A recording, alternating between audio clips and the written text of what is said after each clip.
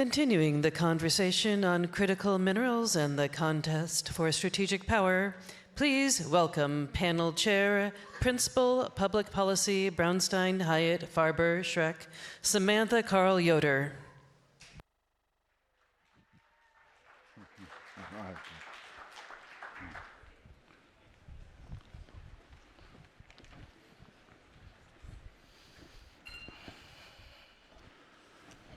Good afternoon, everybody. It's good to see a crowd here. Welcome to the interesting panel on critical minerals and geopolitics. I'd like to introduce our three panelists. First, we have Sean Pai, who is the co-founder and partner at Heaney Capital and Dune Materials. We have Helaina Matza, who is the Chief Strategic Development Officer at TechMet. And we have Nick Snowden, who is the Chief Metals and Minerals Economist at Mercuria. In the conversation today, we're going to be focusing on the impact of geopolitics on the critical minerals space, or importantly, the inverse, how critical minerals is impacting the geopolitical situation globally. And we have three experts here who are ready to talk about not just the United States, but about the world.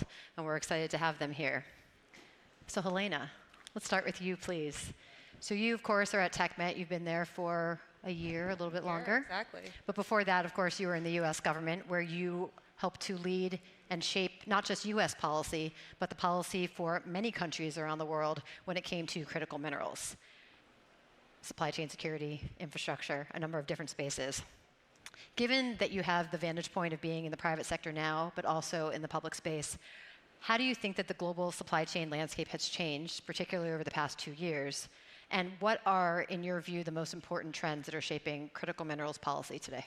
Yeah, thank you so much, Samantha, and thank you so much for having us here today.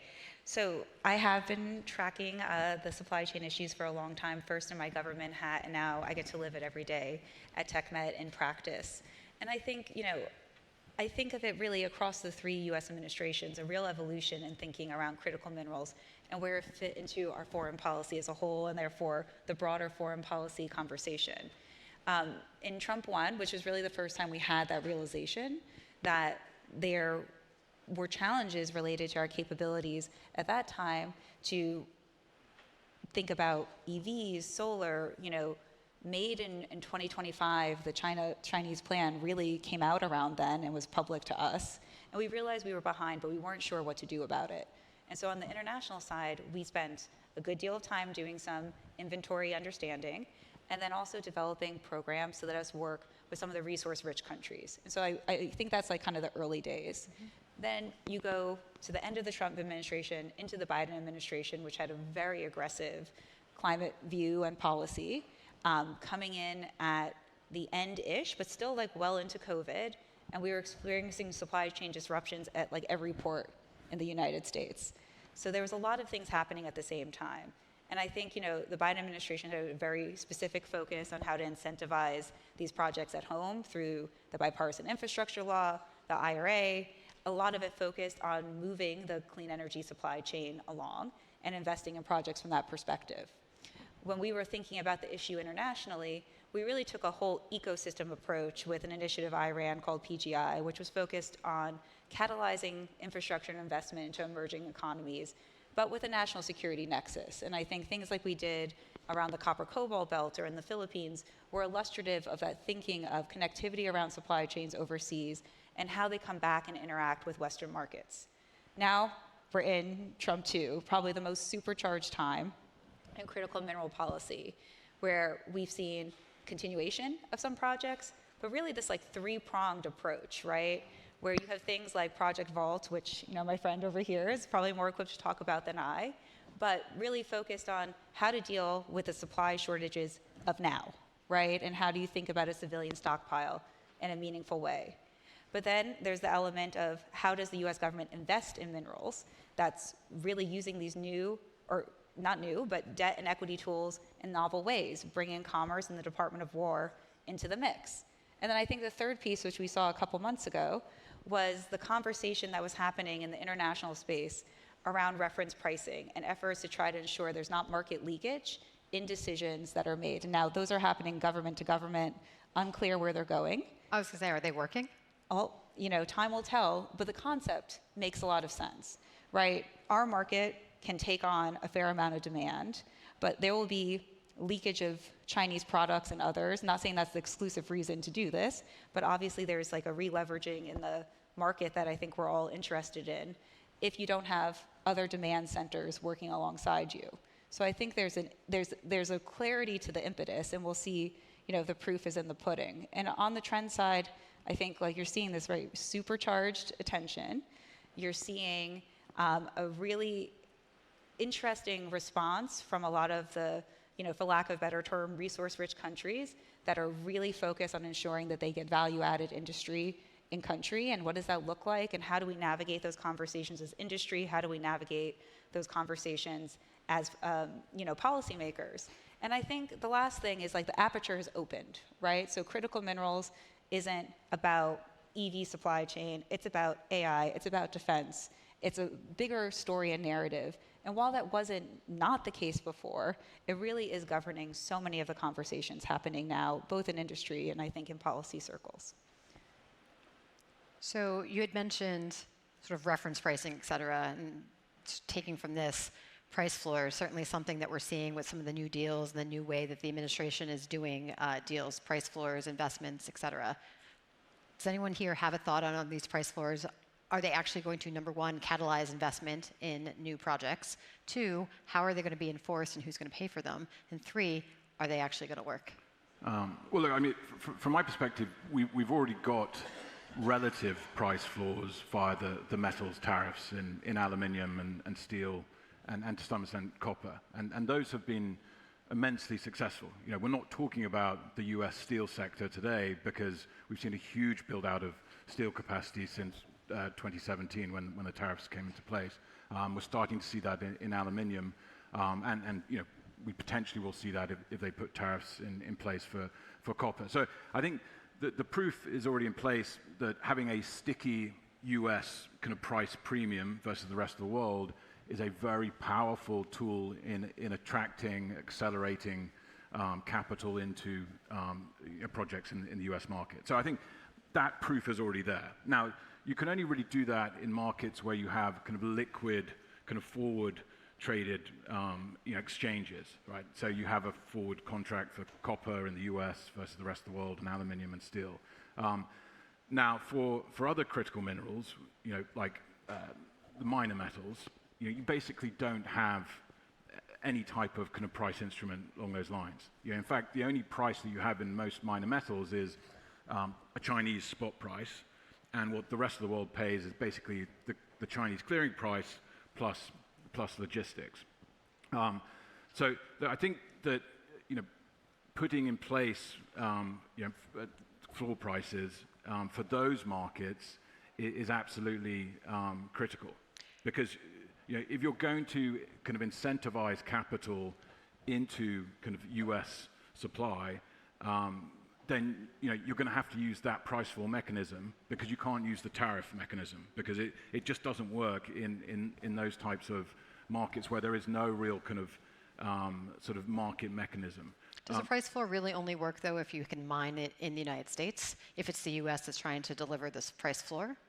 Well, I think it depends on the kind of plan ahead. If you look at packed silica and forged, yes, it could be a price floor that references a broader kind of region, right? So I don't think it's necessarily just restricted to the US market, but to sort of encourage investment in what have been highly concentrated China supply chain metals, it is going to be a vital part of trying to develop those markets. And I think the other thing is, though, you also have to create demand for many of those metals, right? You don't have downstream supply chains for many of those minor metals. So just building the supply capacity for a rare earth isn't the end point. You also have to develop the downstream. And that's why packed silica and forge are very critical ingredients, because you're aggregating demand across the West to kind of create a more complete downstream.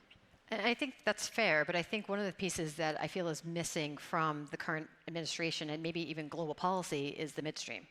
And so you can talk about upstream, we can talk about downstream, but if you're still processing minerals in China, you're not solving the supply chain equation. I think both TechMet and Helaina Capital are doing different projects in the United States when it comes to both mining and refining. But what are your thoughts? How can the United States actually attract refining in the United States What are the mechanisms? Who's going to pay for it? It's a loss leader. I mean, we all know that you don't make money off of really small margins. So how do you do it? How do you solve that problem? Yeah, it's a good question, right? I think that probably the easiest way is to kind of look at brownfield opportunities to start. But I think as we all know, if it was that easy, it would be solved. From our perspective, at least, I think that we're building processing capacity as a result and need and want to be vertically integrated. That creates like an economic imperative that makes our lives easier, but and we're doing it in some of these sort of middle markets where, as Nicholas referenced earlier, have sort of more opaque supply chains and more opaque purchasers. But I think the problem is there's still where the White House has done quite a bit already in relation to providing many different pools of capital to be able to fund greenfield builds of new processing, new refining capacity, as well as done an incredible job from an interior perspective in reducing the red tape in terms of permitting. There's still an issue to be solved around this persistent high cost of capital that the market charges, right? And I think that perhaps the focus really should be how does the U.S. government then go and work with private industry in terms the financial services industry in figuring out how to solve the capital formation problem, how to solve this sort of persistently high cost of capital that limits our ability to be able to build more greenfield projects within the midstream. Oh, Nick, or Helaina? Yeah, maybe I'll just add a little bit, and look, there's been a lot of the ingredients flying around to start incentivizing what is quite hard, because you're right, the processing paradigm is really complicated. If we think there's over-concentration of Chinese investment in production, man, it really, whether it's, lithium conversion, whether it's, rare earths, which obviously has been a really big policy topic, graphite, I can just run through the list, and it's a very hard market to penetrate. So I think, part of what Nick was talking about on the price floors, remember, the other element of that is a version, for lack of a better term, of tariff harmonization, and trying to create a market that's big enough, bigger than ours, where there is some alignment on supporting that version of bifurcated pricing until those prices start to go down. So the thing that's really changed in the mining space, although you're talking to mostly traders and investors here, is it's not just about economics anymore. There is a national security element and premium that's added to the conversation. But yet people like us still have to return money to our shareholders. I have one of my shareholders sitting right next to me right now. So you have to find that balance. And so as we look at our processing assets in the United States, definitely agree with what Sean said, that you think about vertical integration between your other projects, what you can connect to, that you're seeing happening in the market. But we are seeing success in our projects moving forward. And while we're invested by the USG through DFC, so that's focused internationally, there are a lot of tools, and they're starting to move even faster about supporting domestic projects, whether that's some of the Department of War tools, the Department of Energy tools, and they're a piece of a pie. They are part of a capital stack that involves a lot more. So for us, we've been doing, processing of high purity vanadium in the United States in our Arkansas plant for years. There's a lot of new opportunities on how to leverage that interest to continue to optimize and grow our capabilities in that space. But it's upon us in industry to connect all those pieces together, and that's the tricky part. And then how do you deal with the administration certainly wants to domesticate or build the domestic capabilities for processing, but then when you're mining in a place like Guinea or Kazakhstan or anywhere around the world, they want the refining in situ. How do you deal with that when the administration says, no, you must do it here, but the country that actually has the mineral saying, no, you must do it there? I mean, I have my views, but would you like Well, no, I mean, look, I guess what you're describing there is resource nationalism. And how does that sit with the pursuit of supply chain security? Now, I think most people, when they hear the words resource nationalism, sort of see it as a negative thing. But I think that it's an absolute opportunity, because what it means is you're seeing producer countries somewhat kind of disintegrating the established framework of the last commodity cycle, and that's opening a gap for for the rest of us to kind of move in and kind of play a role. But the message that we get, we have joint ventures with the Zambian government and the DRC government, and the key message from them is that they want to capture fair value from this commodity cycle in the way they didn't in the last super cycle in the 2000s. And there, what you can provide is a partnership where you bring tools to the relationship that will help them achieve that, and in exchange, you get a role to play in sort of trading the volumes and kind of investment in the country. So I think actually resource nationalism is very well timed with what the U.S. government is trying to achieve, because for example, the DFC and ourselves have a joint venture with the DRC government, right? Now that opportunity is what kind of well timed. The U.S. wants copper, and the DRC wants to sort of diversify where they're selling their copper. Well, it wants to create jobs, right? It's the same narrative that you have here in the United States. I mean, just to dive in a little bit more on that, right? Like, on a more specific point, to degree, it's inevitable, right? Like, you can't square. I mean, you can't square the peg around. If you go to a jurisdiction, you want to dig stuff out of the ground. The local jurisdiction says, hey, you have to process it within our country as well. Well, you can't. There's no way. There's no middle ground there, right? But I think that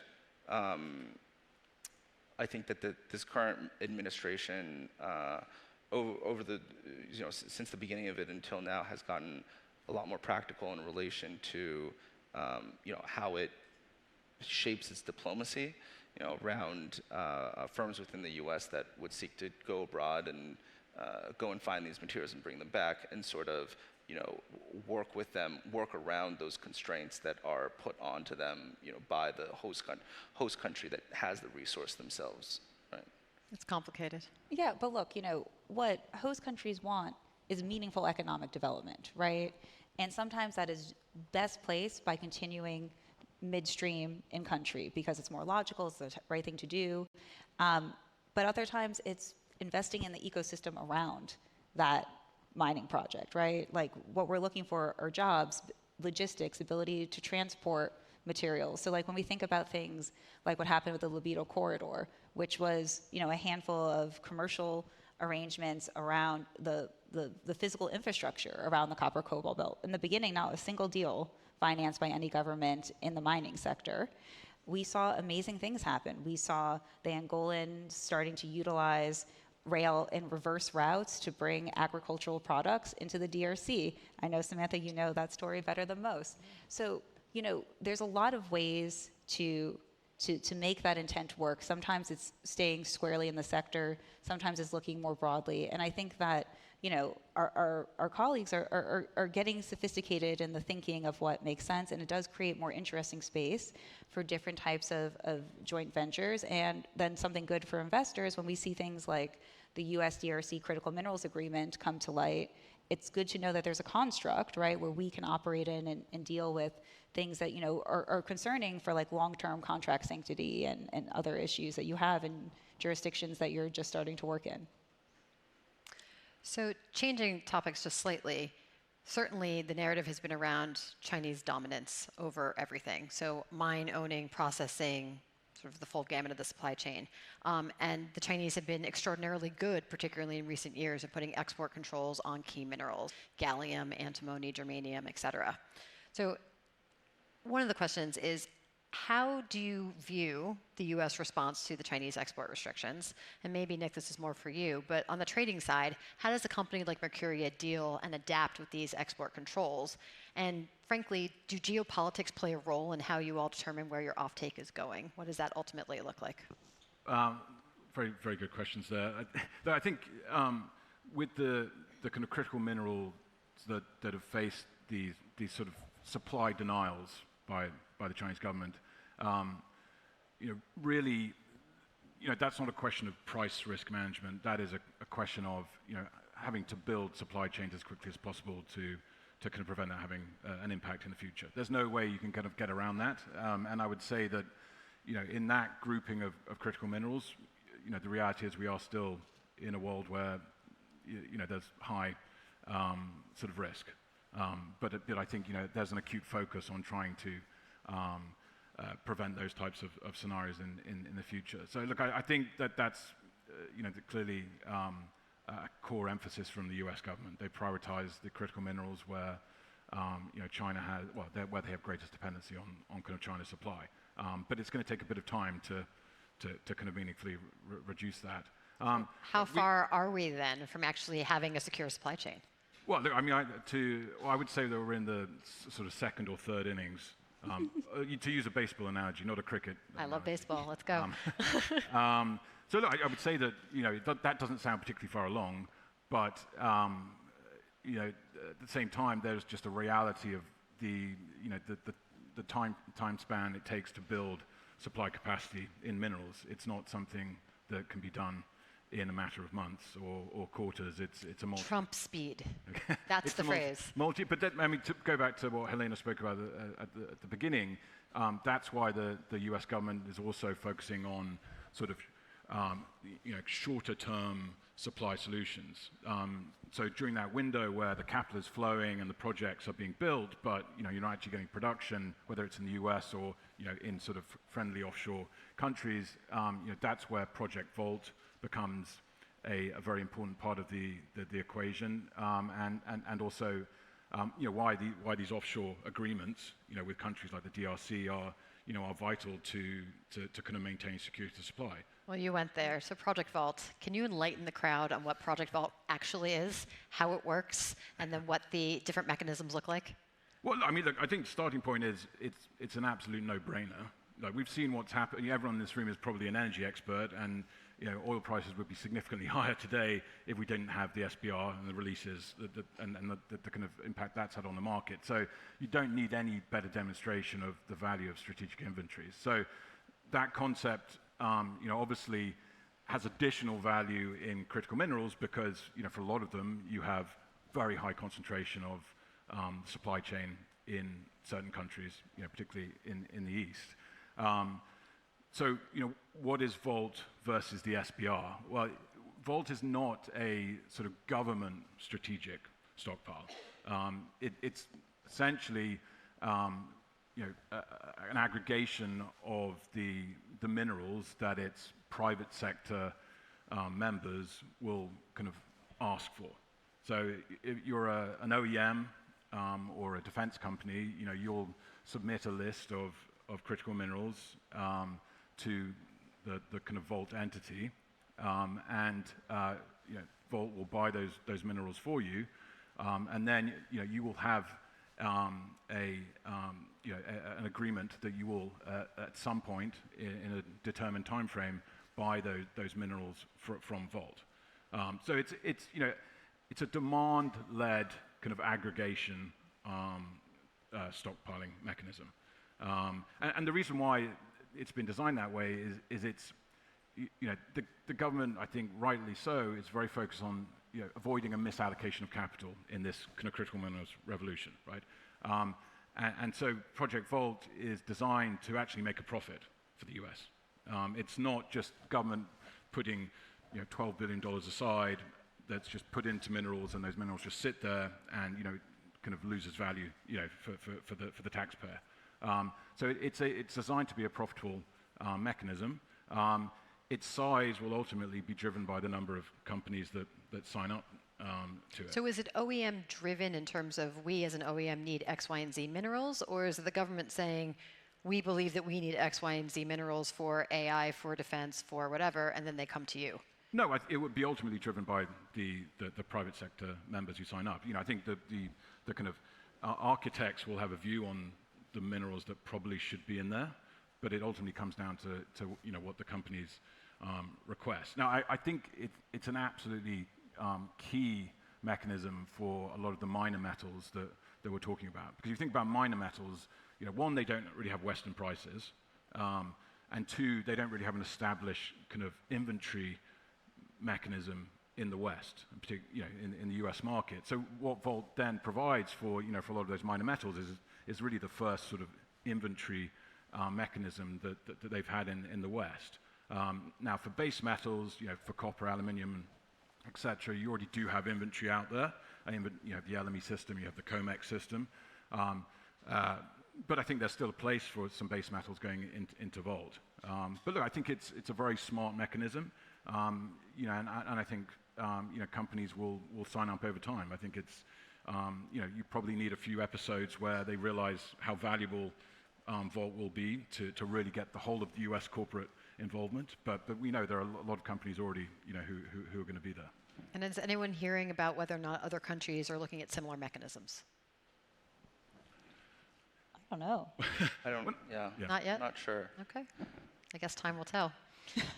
So, Helaina, you talked a little bit earlier about sort of the financing piece, and then, Sean, I want to hear your thoughts on this too. But I think specifically for anyone here, actually, the U.S. government has taken a very active role in this administration, supercharged, is the words you used, DFC, EXIM, Energy Dominance Finance, Office of Strategic Capital, et cetera, all putting significant amounts of money, debt, and equity into projects.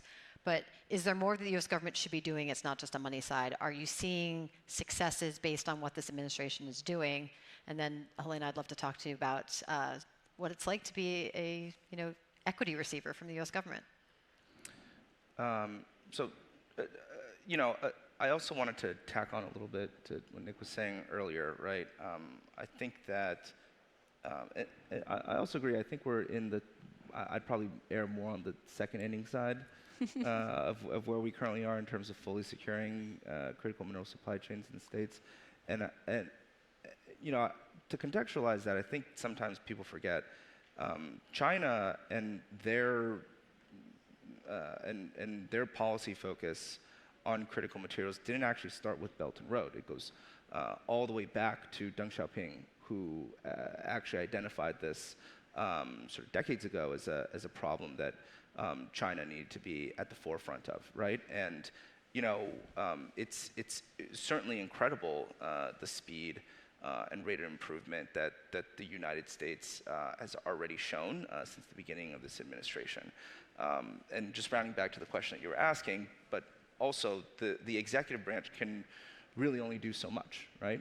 They can try to put forward executive orders, they can try to put in policies and programs to help solve this issue.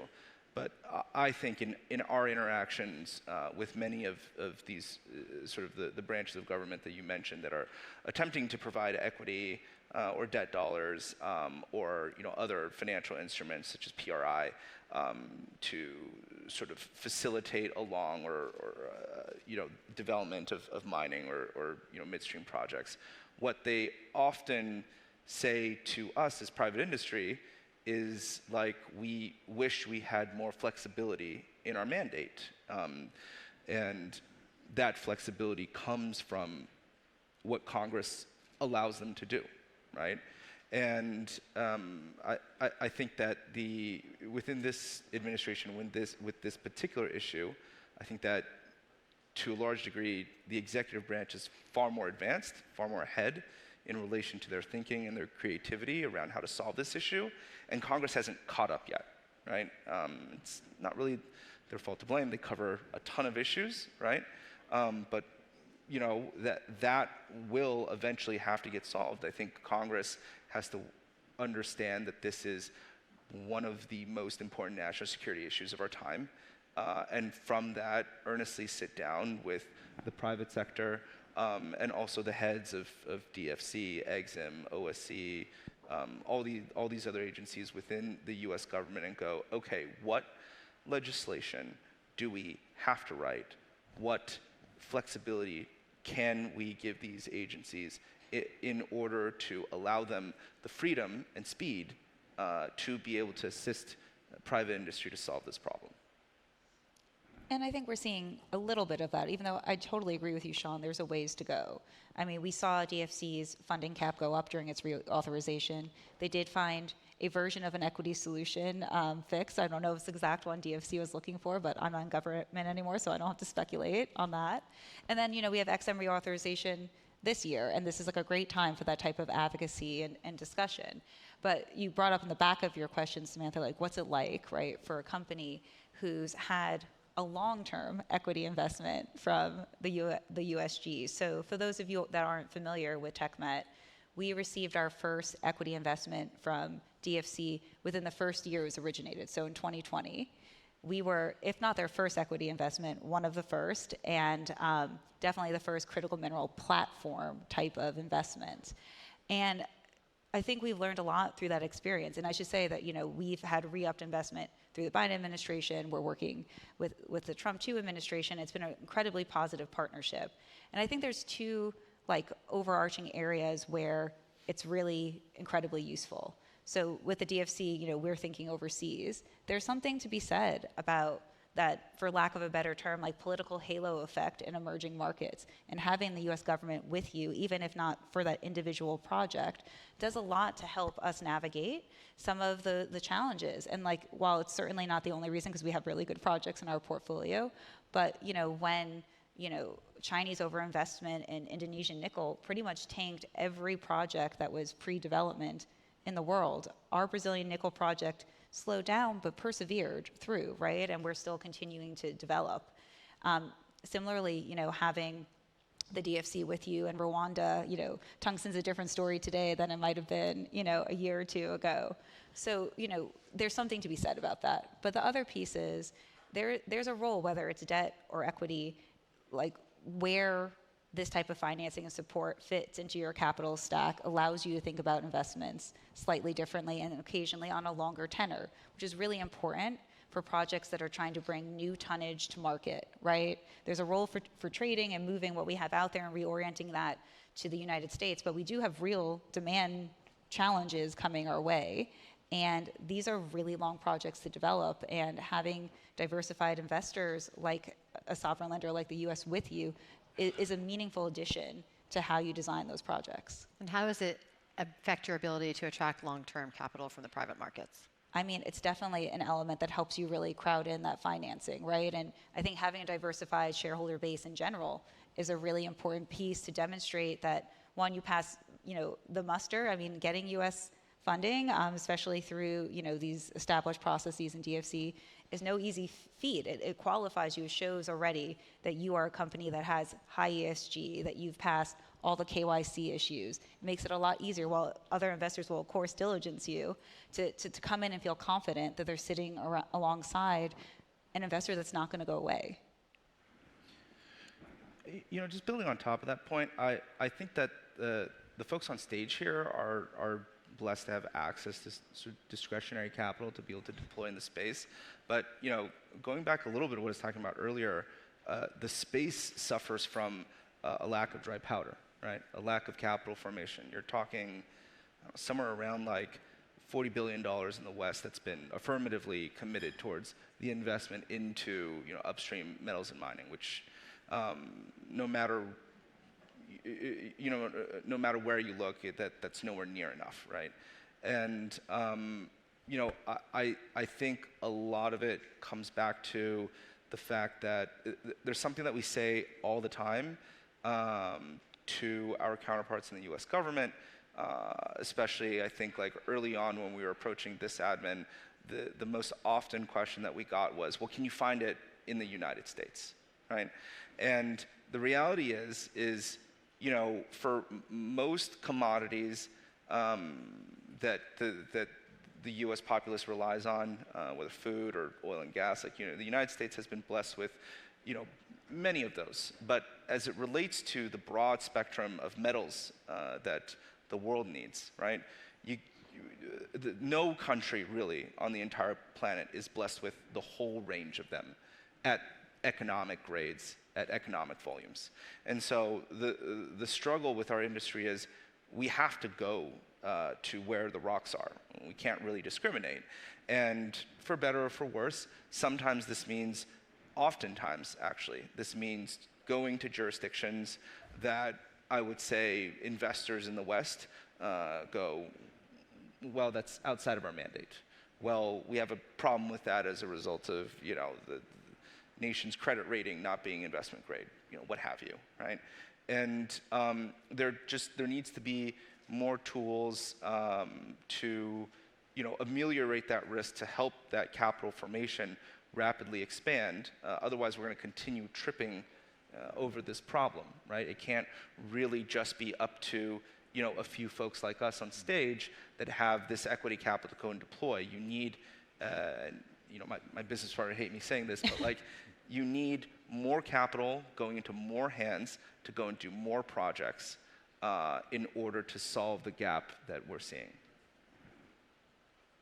Yeah, no, I mean, look, I think basically, what we're saying is that a lot of these solving a lot of these critical minerals supply shortages is hugely complex, and I think that for us, one part of kind of moving forward is partnerships are, I think, a kind of a critical way of de-risking many of those aspects of these markets. Now, this isn't by design, but actually, the three of us are all in some form or other, operating as partnerships.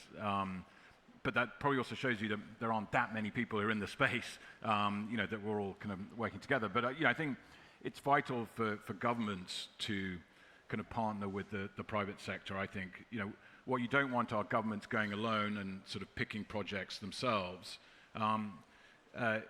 Because that's not their expertise, right?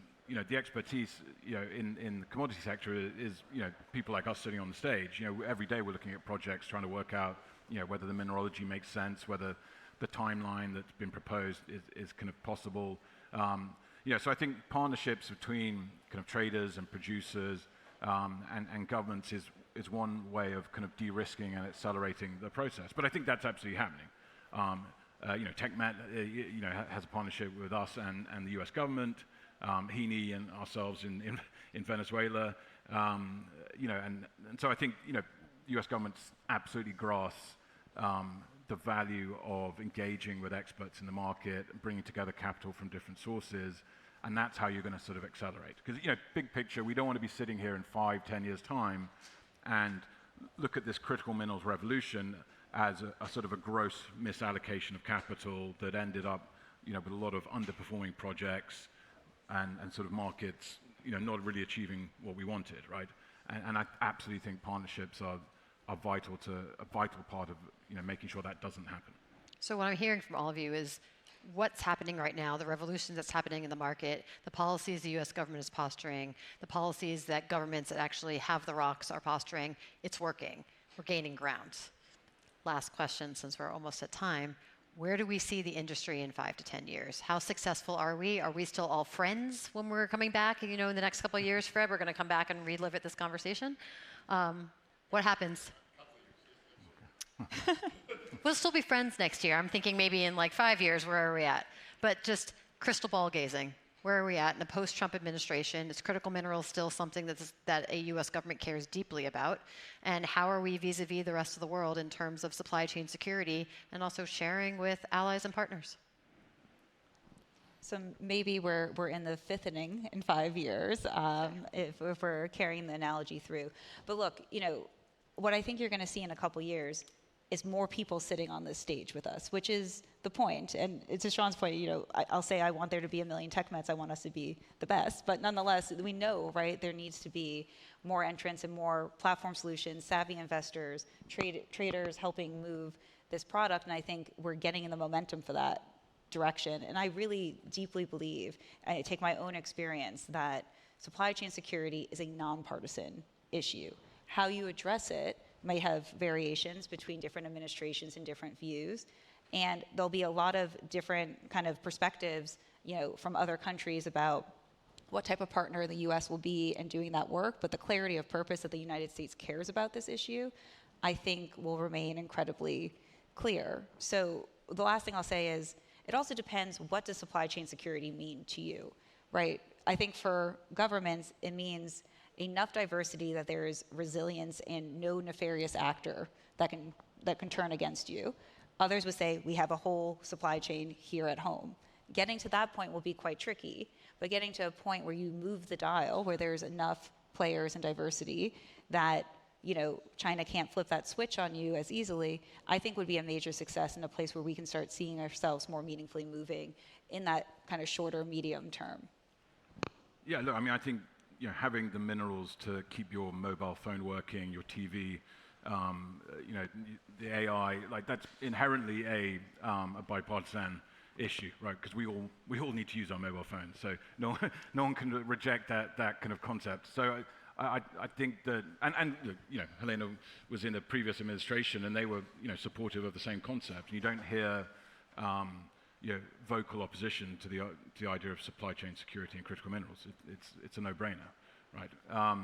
I think what would help the momentum is if other regions, particularly Europe, started to be a bit more kind of front-footed and aggressive in terms of their kind of critical mineral policies. And look, I think Pax Silica and Forge are really vital for achieving supply chain security in what are the most exposed critical minerals. But they also happen to be critical minerals that keep everything going around us.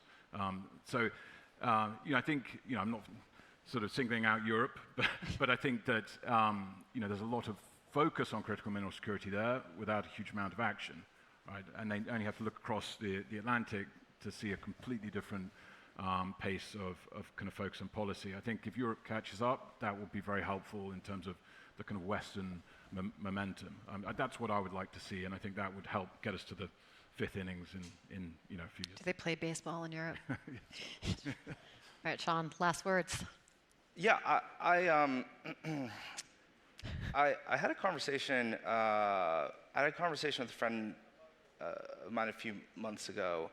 I often ramble and lament to friends of mine, saying like, I don't understand why the sort of average American citizen does not get, like they don't have this like visceral reaction or visceral understanding that we don't have enough, there's not enough metal to go around. There's not enough metal, not only on the planet and certainly not within the US. And ultimately the conversation, like what we started talking about was, well, people get that in oil and gas.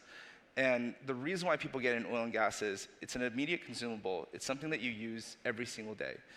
If you were driving to work and you filled your car and it was like $2 a gallon, and then you woke up the next day and it was $4 a gallon, you're gonna feel it. Not only are you gonna feel it, you're gonna drive it around, you're gonna see it everywhere, and the next time you go fill up your car 2 days later, you're gonna be paying double what you paid only a few days ago. Now, in relation to metals and mining, it's not like that. There's no gas station for copper, there's no gas station for aluminum. But it's the prices go and they pervade into a lot of different durable products. And so what you'll see is over a longer period of time, like you'll see a lot of odd things break down in relation to the market, right? I think like a really good example of that was for a while in the U.S.